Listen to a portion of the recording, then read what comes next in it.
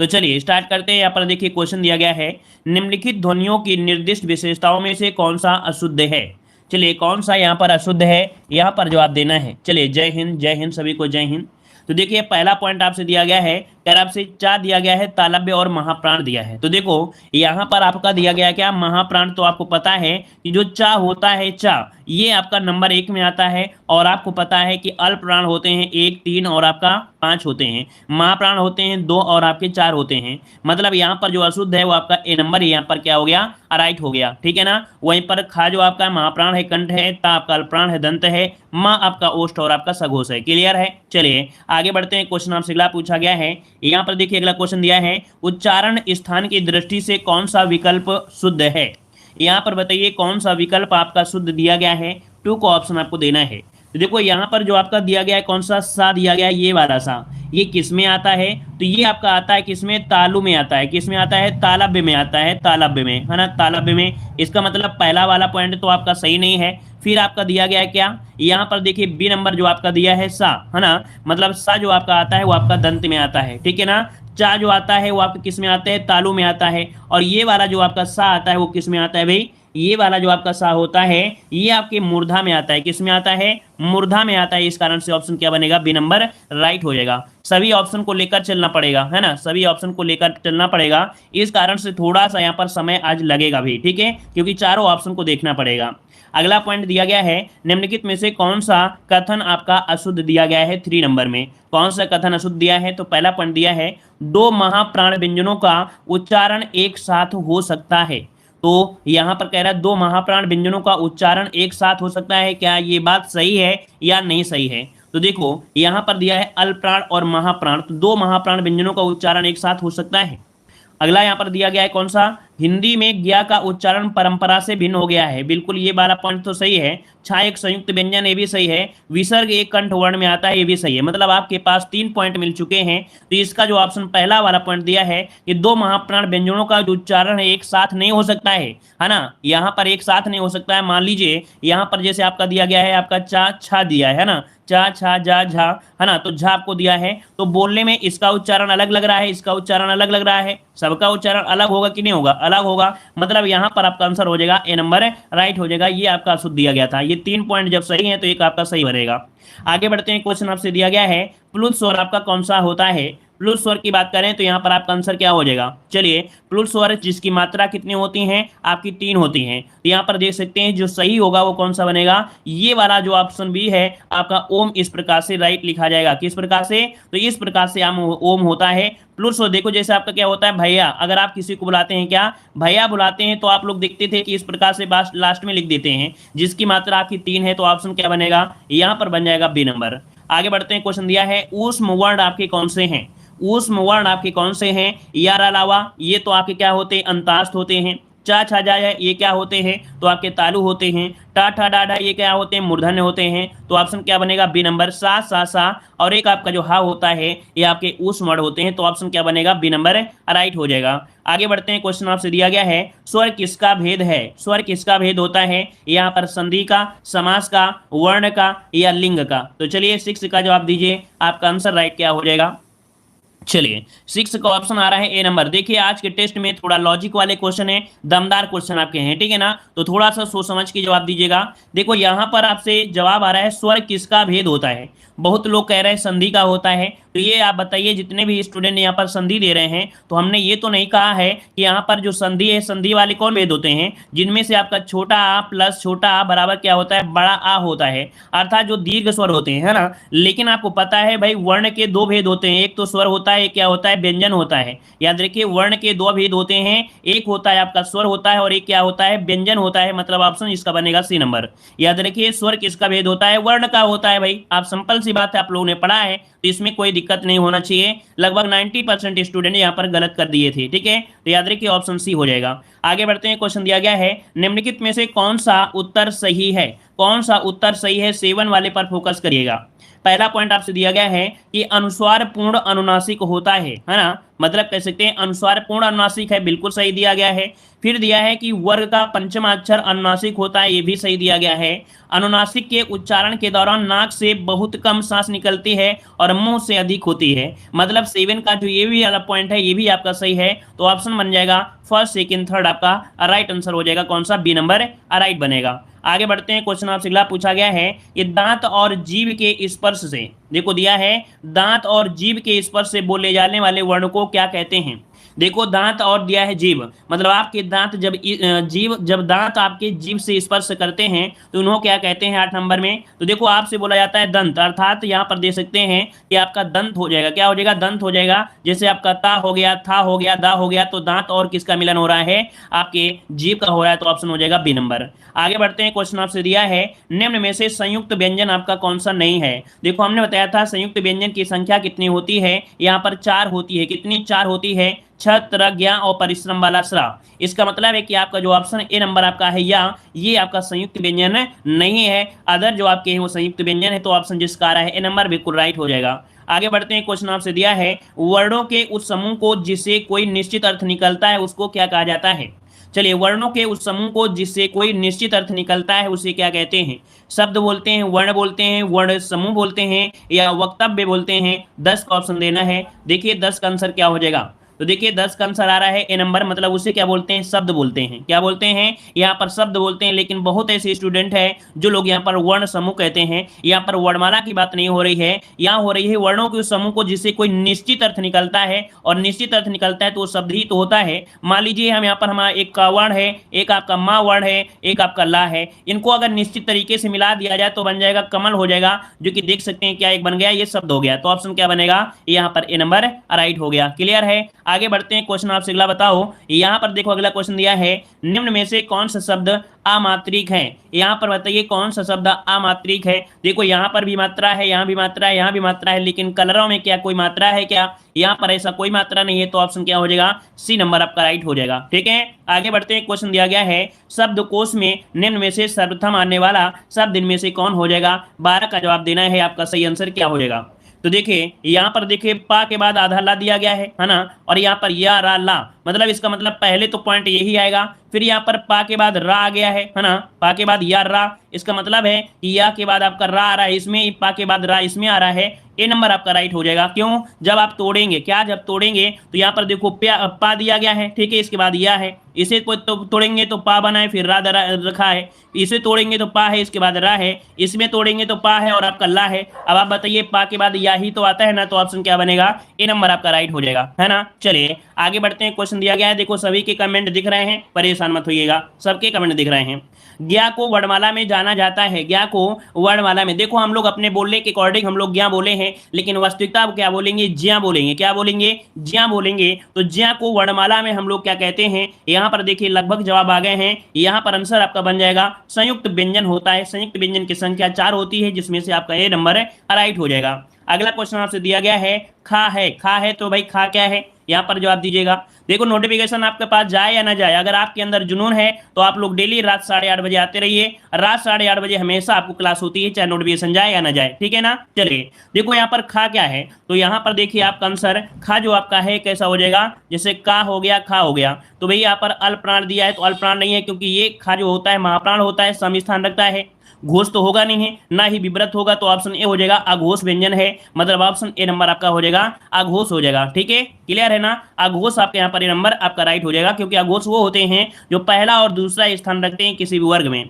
आगे बढ़ते हैं, क्वेश्चन आपसे दिया गया है त्रा की ध्वनियां हैं। त्रा की ध्वनियां अर्थात त्रा का जो निर्माण हुआ है वो किस प्रकार से है, कौन कौन सी ध्वनियां इसमें से निकलेंगे। तो देखो यहाँ पर जब इसे तोड़ेंगे तो आपका यहाँ पर कौन सा पॉइंट बन सकता है। चलिए देखिए 15 का ऑप्शन आ रहा है यहाँ पर ए नंबर। देखिए यहाँ पर बिल्कुल सही है। यहाँ पर ऋषि इस प्रकार से जो नीचे होता है वो ऋषि होता है, ठीक है, क्या होता है, ऋषि होता है। मान लीजिए यहीं पर था, अगर इस प्रकार होता ये रा हो सकता था, ठीक है, ऊपर उड़ा होता तो आधा रा ही हो सकता था, लेकिन ये जो नीचे होता है वो ऋषि वाला होता है, तो इसका ऑप्शन बनेगा ए नंबर, इसका राइट हो जाएगा, ए नंबर राइट हो जाएगा। क्लियर है। आगे बढ़ते हैं, क्वेश्चन दिया गया है निम्न में से सघोष वर्ण आपका कौन सा है। सघोष वर्ण आपको बताना है 16 नंबर में। चलिए यहाँ पर निशान लगा, इस पर फोकस मत करिएगा कि हाँ निशान क्यों लगा है, ठीक है। हो सकता है कोई डाउट पैदा कर रहा होगा इसलिए लगा दिया होगा, लेकिन आपको परेशान मत होना है, आप अपने अकॉर्डिंग दीजिएगा यहाँ पर सही क्या है। देखिए सघोष वर्ण होते हैं, सघोष वर्ण होते हैं क्या, यहाँ पर देखिए ऑप्शन जो ए नंबर आपका दिया है आ, मतलब जो स्वर होते हैं स्वर वो आपके अघोष में आता है, तो आपका ए नंबर यहाँ पर क्या हो जाएगा, राइट हो जाएगा। आगे बढ़ते हैं, क्वेश्चन दिया गया है निम्न में से कौन सा वर्ण स्पर्श संघर्षी है। स्पर्श संघर्षी आपको बताना है, 17 नंबर में ऑप्शन क्या बनेगा, स्पर्श संघर्षी। देखो स्पर्श संघर्षी हमने बताया था इनकी संख्या 4 होती है, चा छा जा झा, है ना। इनमें से आप बताइए स्पर्श संघर्षी कौन सा बन रहा है। चलिए कुछ लोग जवाब यहाँ पर बी दे रहे हैं, देखो हमने आपको बताया था, कुछ लोग डी भी दे रहे हैं। देखो हमने बताया था कि यहाँ पर जो सा होता है क्या, सा सा जो आपका ये सा हो गया, हा हो गया, इनको हम लोग बोलते हैं क्या, इनको ऊष्म व्यंजन बोलते हैं, है ना, संघर्षी ऊष्म बोलते हैं। लेकिन यहाँ पर पूछा स्पर्श, और स्पर्श व्यंजन की जो संख्या होती है वो का से स्टार्ट होती है और माँ तक जाती है, लेकिन स्पर्श संघर्षी वाला जो होता है चा वर्ग, चा वर्ग को बोलते हैं। तो याद रखिए इसका ऑप्शन ए नंबर हो जाएगा कि स्पर्श संघर्षी आपका झा नंबर ए हो जाएगा, ठीक है। चा वर्ग को स्पर्श संघर्षी कहते हैं, नोट कर लीजिएगा, हमने बेसिक वाले वीडियो में ये आपको बता भी दिया है। आगे बढ़ते हैं, क्वेश्चन दिया गया है निम्न शब्द में ऋषि स्वर आपका नहीं है। यहाँ पर बताइए किस शब्द में ऋषि स्वर आपका नहीं है, यहाँ पर 18 का जवाब दीजिएगा। तो चलिए यहाँ पर 18 की अगर बात करते हैं, देखो ऋषि यहाँ पर भी है, ऋषि यहाँ भी है, ऋषि यहाँ है, लेकिन रिवाज में क्या ऋषि लगा है क्या, नहीं लगा है, तो ऑप्शन क्या होगा, यहाँ पर डी नंबर राइट हो जाएगा। आगे बढ़ते हैं, क्वेश्चन दिया गया है छा वर्ण किसके योग से बना है। छा वर्ण किसके योग से बना है, यहाँ पर जवाब देना है। तो देखो हमने आपको बताया था कि छा वर्ण का जो निर्माण होता है वो कैसे होता है, क्योंकि ये संयुक्त व्यंजन है, क्या ये संयुक्त व्यंजन है, इसका निर्माण होता है का धन सा से, लेकिन एक वर्ण क्या होगा, आधा होगा। आधा वर्ण कौन होगा, का वाला, क्योंकि यहाँ पर तभी तो इसको संयुक्त बोला गया है ना, तो ऑप्शन ए नंबर इसका राइट हो जाएगा। याद रखिए का जो होता है वो आधा ही होता है, ठीक है। चलिए आगे बढ़ते हैं, क्वेश्चन आपसे अगला पूछा गया है, कह रहे मुख अवयवों के निकट आने से संघर्ष के पश्चात प्रकट होने वाली ध्वनि कौन सी है। कह रहे हैं मुख अवयवों के निकट आने से संघर्ष के पश्चात प्रकट होने वाली ध्वनि कौन सी है 20 नंबर में। तो चलिए यहाँ पर कह रहे हैं संघर्ष के बाद, इसका मतलब है क्या कि आपको ऊष्मा ज्यादा होगी, ऊष्मा ज्यादा होगी, तो यहाँ पर आपका उस व्यंजन होगा, ऑप्शन डी नंबर जिसका है बिल्कुल राइट आंसर हो जाएगा डी नंबर। आगे बढ़ते हैं, क्वेश्चन दिया है निम्न में से महाप्राण वर्ण आपका कौन सा है। देखो महाप्राण की अगर हम बात करते हैं तो आपको किसी भी वर्ग के दूसरा और चौथा जो वर्ण होते हैं वो आपके महाप्राण होते हैं। अब देखिएगा यहाँ पर था जो आपका आता है किस में आता है, वो आपके दूसरे में, तो आपका आंसर क्या हो जाएगा, यहाँ पर सी नंबर, ये आपका महाप्राण हो जाएगा, ठीक है ना, क्लियर हो गया है। चलिए आगे बढ़ते हैं, क्वेश्चन दिया गया है कौन वर्ण घोष नहीं है। कौन वर्ण घोष नहीं है, घोष मतलब जिसे बोलते हैं सघोष, घोष को बोलते हैं सघोष बोलते हैं। अब आप ही बताइएगा कि यहाँ पर जो आपका स्वर है, अर्थात यहाँ पर अ है, यहाँ पर आपका आ है, ये क्या है भाई, ये स्वर है, ये तो होते ही होते हैं, साथ में यहाँ पर तीसरा चौथा और पांचवा वर्ण भी होते हैं सघोष, मतलब चा अच्छा, छा नंबर आ गया दूसरा, तो ये आपका अघोष हो गया, है ना। तो इसका मतलब ऑप्शन क्या बनेगा, बी नंबर, जो छा है ये क्या है, आपका अघोष है, क्लियर है ना। चलिए आगे बढ़ते हैं, क्वेश्चन दिया गया है ऊष्म महाप्राण वर्ण आपका इनमें से कौन है, ऊष्म महाप्राण वर्ण इनमें से कौन सा है। तो देखिए ऊष्म दिया गया है और महाप्राण भी होना चाहिए 23 नंबर में, तो सिंपल सी बात है ऊष्म की वजह से हम लोग तुरंत आंसर पे पहुंच जाएंगे, ऑप्शन डी नंबर यहाँ पर हो जाएगा, ठीक है ना। और आगे बढ़ते हैं, क्वेश्चन दिया है अर्धस्वर इनमें से कौन होते हैं। अर्धस्वर कौन से होते हैं, यहाँ पर जवाब दीजिएगा। अर्धस्वर यहाँ पर देख सकते हैं, ये आपके हैं या और वा, कौन से, याद रखिए या और वा को अर्धस्वर कहा जाता है, इसे नोट करिएगा, आंसर आपका ए नंबर राइट हो जाएगा। आगे बढ़ते हैं, क्वेश्चन दिया गया है कि कौन सा व्यंजन ता वर्ग का नहीं है। देखो ता वर्ग में ता था दादा ये सब लोग जानते हैं, तो सिंपल सी बात है 25 का आंसर सभी का सही होना चाहिए, ऑप्शन बी। यहाँ पर माँ है, ये आपके पा आपकी किस में आते हैं, ओष्ठ वर्ण में आते हैं, जिनमें दोनों ओठ क्या होते हैं, आपस में चिपकते हैं, तो आपका माँ हो जाएगा, ठीक है। आगे बढ़ते हैं, क्वेश्चन दिया गया है कि भिन्न भिन्न स्वरों के मेल से जो स्वर उत्पन्न होता है उसे क्या कहते हैं। कह रहा है भिन्न भिन्न स्वरों के मेल से, भिन्न भिन्न स्वरों के मेल से बात किया गया है, तो आपका आंसर क्या हो जाएगा। चलिए संयुक्त स्वर, दीर्घ स्वर, संधि स्वर या मूल स्वर किसे कहेंगे, तो 26 को ऑप्शन देना है 26 नंबर में। 26 का ऑप्शन आ रहा है यहाँ पर सी नंबर, यहाँ पर सी नंबर और साथ में यहाँ पर ए नंबर भी यहाँ पर आ रहा है। देखो यहाँ पर संधि स्वर नहीं कहेंगे, है ना, यहाँ पर कहेंगे कौन सा, 26 नंबर में ए कहेंगे। आपका संयुक्त स्वर होते हैं, संयुक्त स्वर में कौन होते हैं, ए होता है, ऐ होता है ना, ए ऐ ओ औ, है ना, ये होते हैं आपके संयुक्त, आपके क्या होते हैं, स्वर होते हैं। तो याद रखिए ए ऐ ओ औ जो होते हैं आपके चार संयुक्त स्वर होते हैं, तो ऑप्शन ए नंबर राइट हो जाएगा। संधि स्वर जो होते हैं वो आपके होते हैं कौन, तो आपका बड़ा हो गया, बड़ी हो गया और बड़ा ऊ, इनको बोला जाता है संधि स्वर कहा जाता है। ठीक है, आगे बढ़ते हैं। क्वेश्चन आपसे अगला पूछा गया है, था किस स्वर का व्यंजन है, था किस वर्ग का व्यंजन है। तो भाई ता जब बोल रहे हैं, देखिए ता बोलते हैं, है ना, ता वर्ग में आता है ना। जब ता बोलते हैं तो भाई क्या होता है कि आपके जो दांत हैं वो आपके जीभ को स्पर्श करते हैं, मतलब यहां पर दांत की बात किया है, तो आपका आंसर क्या हो जाएगा, दंत हो जाएगा, सी नंबर। आगे बढ़ते हैं। क्वेश्चन आपसे अगला पूछा है, निम्नलिखित में से दंतव्य वर्ण इनमें से कौन हो जाएगा। दंतव्य वर्ण की बात की गई है, दंतव्य वर्ण की 28 नंबर में। तो चलिए यहाँ पर देखो टा है, चा है, ता है और आपका ऊ है ना, मतलब यहाँ पर देखा जाए तो आपका जो आंसर हो जाएगा वो आपका ता वाला ही हो जाएगा, सी नंबर हो जाएगा, सी नंबर। ठीक है, आगे बढ़ते हैं। क्वेश्चन दिया गया है, हिंदी शब्दकोश में पहले आने वाला शब्द इनमें से कौन सा बनेगा। 29 नंबर में का जवाब दीजिए कि आपका सही आंसर इनमें से क्या बन जाएगा। देखो यहाँ पर दिया गया है हुआ, है ना, क्या दिया है हुआ, अगर इसे आप तोड़ेंगे तो भैया हुआ तो आपको पहले निकल के आएगा, है ना। यहाँ पर जो का है वो आपका इसमें आएगा। अब यहाँ पर देखो हुआ के बाद रा दिया है, यहाँ पर हुआ के बाद रा दिया गया है, हुआ के बाद गा दिया है, तो हुआ के बाद का आ रहा है ना, मतलब पहला ही ऑप्शन इसका भी क्या हो जाएगा, राइट हो जाएगा, इसका पहला भी ऑप्शन राइट हो गया। आगे बढ़ते हैं। क्वेश्चन आपसे अगला पूछा गया है, कह रहा है हिंदी शब्दकोश में अंक किस वर्ण से पहले आता है। अंक जो आता है किस वर्ण के पहले आता है। यहां पर देखिए तो भैया यहां पर देखो, अगर अंक लिखना है तो आप लोग कैसे लिखेंगे, पहले आ होगा इसके बाद ही बिंदी आएगी ना, मतलब आ होगा इसके बाद बिंदी आएगी, तो आप लोगों को आहा मत लगाना है, यहां पर आहा मत लगाइएगा, यहां पर लगाइएगा ऑप्शन बी। यहां पर लगभग देखा जाए 99.5% लोगों का जवाब गलत आया है। मतलब याद रखिएगा, जो अंक का होता है किस वर्ण से पहले आता है, तो आ होता है। जब भी अंक का प्रयोग करते हैं या लिखते हैं तो पहले आ लिखते हैं, इसके बाद ही आप लोग अंक का प्रयोग करते हैं। लिखने में आप लोग देखेंगे तो ऑप्शन बी नंबर इसका राइट होगा, तो इसको नोट करिएगा, गलती लगभग सभी से हुई है, तो इनको ध्यान दीजिएगा। अयोग्यवाह कहा जाता है, अयोग्यवाह कहा जाता है 31 नंबर में, तो बताइए तो अयोग्यवाह किसे कहते हैं, जो आपके अंक और आहा होते हैं, अंक और आहा जो होते हैं उन्हें कहते हैं, अर्थात अनुस्वार और विसर्ग को। जो अंक होता है अंक, वो उसको अनुस्वार कहते हैं, और जो विसर्ग होता है उसे यहाँ पर विसर्ग, अर्थात यहाँ पर बी नंबर आपका राइट हो जाएगा। ठीक है, आगे बढ़ते हैं। क्वेश्चन आपसे अगला पूछा है, सा ध्वनि का उच्चारण स्थान क्या है। सा ध्वनि का उच्चारण स्थान क्या है, यहाँ पर जवाब दीजिएगा।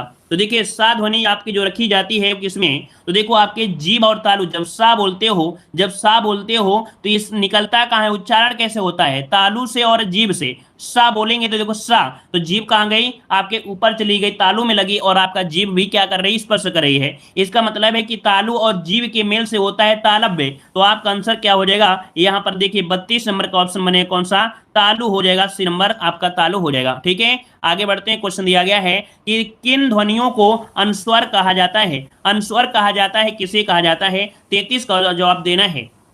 तो देखिए स्वतंत्र रूप से उच्चारित ध्वनियों को हम लोग यहाँ पर स्वर कहते हैं, तो ये तो आपका बनेगा नहीं। स्वर के साथ आने वाली ध्वनियां ये भी नहीं होगा, लेकिन ऑप्शन ए वाला दिखेगा। कह रहे स्वर के बाद आने वाली नासिक ध्वनियां, क्योंकि स्वर के बाद ही तो आती है ना नासिक ध्वनियां, अंक और आहा था, तो ऑप्शन क्या होगा, ए नंबर इसका राइट बनेगा। आगे बढ़ते हैं। क्वेश्चन दिया है, घा का उच्चारण स्थान कौन सा है। देखिए घा का उच्चारण पूछा गया है, का खा गा घा। अब घा है तो आपको पता है कि ये क्या है, घा बोलते हैं, तो देखो यहाँ पर मुंह के अंदर जीव दांत जीव और दांतों से कोई लेना देना नहीं है, ना कोई तालु से है। जब बोलते हो घा तो देखो अंदर जो आपका क्या है, ये आपका जो कह सकते हैं ना कंठ होता है, वो वाइब्रेट होता है, अर्थात यहाँ पर क्या हो जाएगा, कंठ हो जाएगा। ठीक है, ऑप्शन बनेगा यहाँ पर बी नंबर। अगला क्वेश्चन दिया गया है, निम्नलिखित में से कौन सा प्रकंपित वर्ण है। प्रकंपित वर्ण किसे कहा जाता है। चलिए प्रकंपित वर्ण की बात करते हैं, तो यहाँ पर देखिए 35 नंबर का ऑप्शन क्या हो जाएगा, देखिए रा जो होता है, रा इसमें क्या होती है, जीभ जो होती है ऊपर को क्या होती है, फोल्ड भी होती है ना, तो यहाँ पर आंसर क्या हो जाएगा आपका, रा हो जाएगा। प्रकंपित मतलब देख सकते हैं जीभ का मुड़ जाना, ऑप्शन ए नंबर आपका राइट हो जाएगा। क्लियर है ना। और यहाँ पर ला जो होता है वो पार्श्विक होता है, इसमें जीभ जो होती है वो पीछे को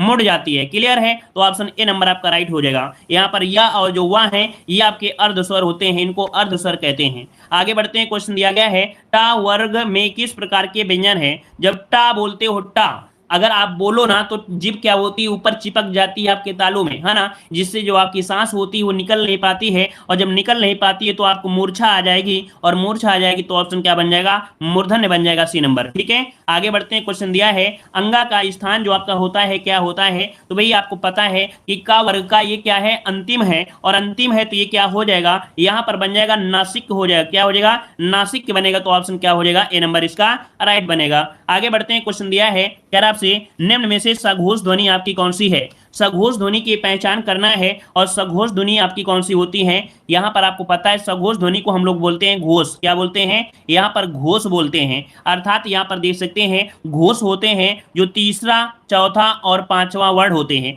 तो ता वाले में देखो पहला है, ये तो हो नहीं सकता है, इस वाले में पा पहला है तो हो नहीं सकता है, इस वाले में का पहला है तो हो नहीं सकता है, ता था दा, दा तीसरा आता है, दा के बाद धा आता है, अर्थात यहाँ पर जो आंसर है वो आपका बी नंबर राइट हो गया। क्लियर है, आगे बढ़ते हैं। क्वेश्चन आपसे दिया गया है किसी के कथन को उद्धृत करते समय किस विराम चिन्ह का प्रयोग किया जाता है, किसी के कथन को उद्धृत करते समय किस विराम चिन्ह का प्रयोग करते हैं, यहां पर 39 का जवाब देना है। तो देखिए 39 का ऑप्शन होता है, इसे बोलते हैं उद्धरण चिन्ह या इसे बोलते हैं अवतरण चिन्ह, याद रखिए ऑप्शन बनेगा यहां पर बी नंबर। आगे बढ़ते हैं। क्वेश्चन दिया गया है हिंदी भाषा में स्पर्श व्यंजनों की जो संख्या होती है वो आपकी कितनी होती है। हमने आपको बताया था कि स्पर्श व्यंजनों को वर्गीय व्यंजन भी कहा जाता है, क्योंकि ये एक वर्ग की तरह बनाते हैं, जैसे कि आपके का से स्टार्ट होते हैं और मां तक जाते हैं, तो इनमें आपके होते हैं 25 वर्ण, कितने 25 वर्ण, तो ऑप्शन क्या हो जाएगा, यहाँ पर डी नंबर राइट हो जाएगा। क्लियर है, तो चलिए आगे बढ़ते हैं। क्वेश्चन दिया है स्पर्श व्यंजन के उदाहरण इनमें से कौन है, स्पर्श व्यंजन के उदाहरण पूछे गए हैं 41 नंबर में। तो देखो स्पर्श व्यंजन में क्या छा आता है, क्या नहीं आता है, ये आता है क्या नहीं आता है, क्या सा आता है क्या नहीं आता है। देखो इनको हम लोग इनको नहीं कहेंगे, अर्थात तो यहाँ पर जो ता था दा धा है ये आपके स्पर्श व्यंजन में आता है, तो ऑप्शन सी नंबर यहाँ पर राइट हो जाएगा। क्लियर है, चलिए अगला क्वेश्चन दिया गया है विराम चिन्ह की दृष्टि से कौन सा वाक्य आपका अशुद्ध दिया गया है। तो चलिए 42 नंबर में विराम चिन्ह के हिसाब से वह ईमानदार, परिश्रमी, कर्मठ और मृदभाषी है, ये तो अब लगभग सही दिख रहा है। फिर देखो दिया है उसके पास धन, वैभव, नौकर चाकर आदि सभी कुछ था, है ना। चलिए हाँ मेरा यही विचार है। देखो यहाँ पर देखो क्या है, हाँ के बाद यहाँ पर कॉमा नहीं लगाया गया है, हाँ फिर इसके बाद हल्का सा रुका जा रहा है ना, और रुका जा रहा है तो यहाँ पर ऐसा कोई चिन्ह नहीं लगा है, तो ऑप्शन सी नंबर 42 का सी नंबर गलत हो जाएगा। ठीक है, आगे बढ़ते हैं। क्वेश्चन दिया गया है विराम चिन्ह की दृष्टि से कौन सा वाक्य यहाँ पर अशुद्ध दिया गया है 43 नंबर में।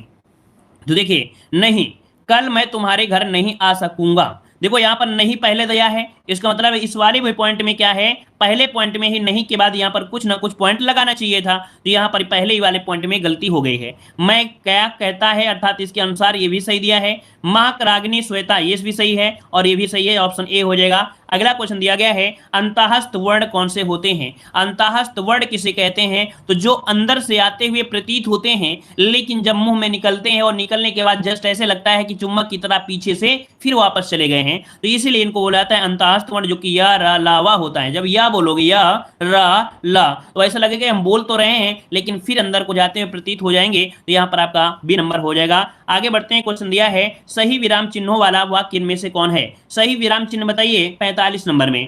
तो देखो यहाँ पर दिया है जो पत्र आया, देखो ये तो गलती हो गया, क्यों, क्योंकि जब ये पूरा पूरा सेंटेंस है तो ये तो गलत हो गया है ना। जो पत्र आया है कहाँ है, मतलब यहाँ पर ए वाला देखिएगा, यहाँ पर जो दिया है कि जो पत्र आया है, फिर रुका है, हल्का सा रुकना पड़ा है, इसके बाद कहाँ है, तो आपको यहाँ पर प्रश्नवाचक चिन्ह लगेगा, तो ऑप्शन ए नंबर इसका राइट हो गया। कौन, ए नंबर आपका राइट हो गया। ठीक है, देखो दमदार क्वेश्चन आपके दिए हुए हैं, है ना। यहाँ पर विराम चिन्ह का नाम बताना है, ये जो विराम चिन्ह है वो कैसा है। देखो एक होता है, अगर एक पॉइंट होता है उसे हम लोग कहते हैं, यहाँ पर कह सकते हैं कि अर्ध विराम कहते हैं, अल्प विराम कहते हैं। अब यहाँ पर ये हो जाएगा अर्ध विराम होगा, इसे बोलेंगे अर्ध विराम, तो ऑप्शन ए नंबर आपका हो जाएगा। अगर एक पॉइंट आपका लगा होता तो उसे हम बोलते हैं कॉमा, कॉमा बोलते हैं अल्प विराम। ठीक है, आगे बढ़ते हैं। क्वेश्चन दिया गया है किसी कठिन शब्द को स्पष्ट करने के लिए किस विराम चिन्ह का प्रयोग होता है। अगर मान लीजिए कोई कठिन आपका शब्द है ना, उसको अगर आपको चिन्हित करना है ना, दिखाना है, तो आप लोग कहेंगे कि यहाँ पर कोष्ठक लगा दीजिए, तो आप आंसर क्या हो जाएगा, सी नंबर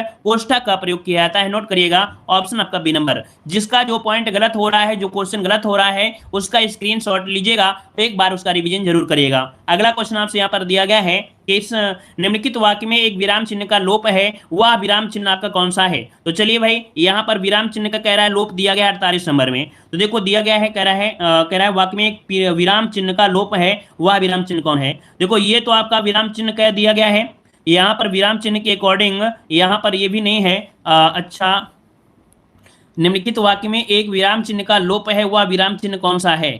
अर्धविराम, तो भाई अर्धविराम तो यहाँ पर लग नहीं रहा है ना। देखो अर्धविराम तो है नहीं है, और ये जो होता है उद्धरण चिन्ह होता है ना, ऑप्शन में उद्धरण चिन्ह है, मतलब यहाँ पर आपको पूर्ण विराम लगाना है। यहाँ पर एक पॉइंट आपको छूट गया है, लेकिन याद रखिए जब ये वाला आपका दिया नहीं है उद्धरण चिन्ह, तो ये तो हो नहीं सकता है, ये भी नहीं हो सकता है, तो एक ना कोई आपकी क्या है यहाँ पर पूर्ण होगा, लास्ट में क्या होगा, पूर्ण होना चाहिए। ठीक है, आगे बढ़ते हैं। क्वेश्चन आपसे अगला दिया गया है, कह रहा है गौरव गाथा इन दोनों शब्दों के बीच लगा चिन्ह कौन है। तो देखिए ये पॉइंट जो आपका दिया है कैसा है, ये जो पॉइंट है इसे कहते हैं योजक चिन्ह कहते हैं ना, गौरव और गाथा, है ना। तो ऑप्शन क्या हो जाएगा, सी नंबर राइट हो जाएगा।